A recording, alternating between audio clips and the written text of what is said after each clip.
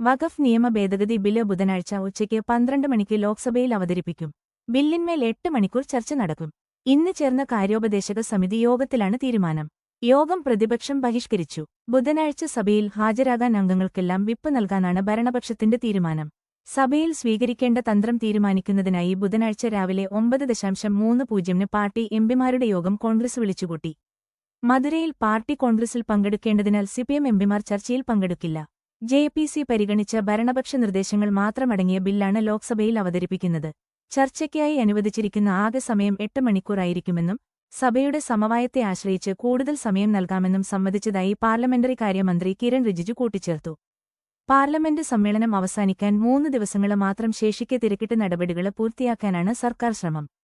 Bill പാസാക്കാനുള്ള അംഗസംഖ്യയുള്ളതിനാല് സർക്കാരിന് ആശങ്കയില്ല. അതേസമയം കെസിബിസിയും സിബിസെയും ബില്ലിനെ പിന്തുണയ്ക്കുന്നതിനാല് കേരളത്തിലെ കോൺഗ്രസ് എംപിമാര് ആശയക്കുഴപ്പത്തിലാണ്. എൻഡിഎയിലെ പ്രധാന സഖ്യകക്ഷികളായ ജെഡിയുവും ടിഡിപിയും പരസ്യ നിലപാട് ഇതുവരെ അറിയിച്ചിട്ടില്ല. ജെഡിയുവിലും അഭിപ്രായ ഭിന്നതയുള്ളതായി സൂചനകളുണ്ട്. ബില്ലിനെതിരെ ബിഹാറിലെ ജെഡിയു എംഎൽഎ ഗുലാം ഗൌസ് രംഗത്തെത്തി. വഖഫ് ഭേദഗതി ബില്ലിന് ഭരണഘടനാ വിരുദ്ധമാണെന്നും സർക്കാർ മുസ്ലിം സമൂഹത്തിന്റെ താൽപര്യങ്ങൾക്ക് വിരുദ്ധമായി പ്രവർത്തിക്കുന്നുവെന്നും പ്രതിപക്ഷ പാർട്ടികൾ ശക്തമായി വിമർശിച്ചു.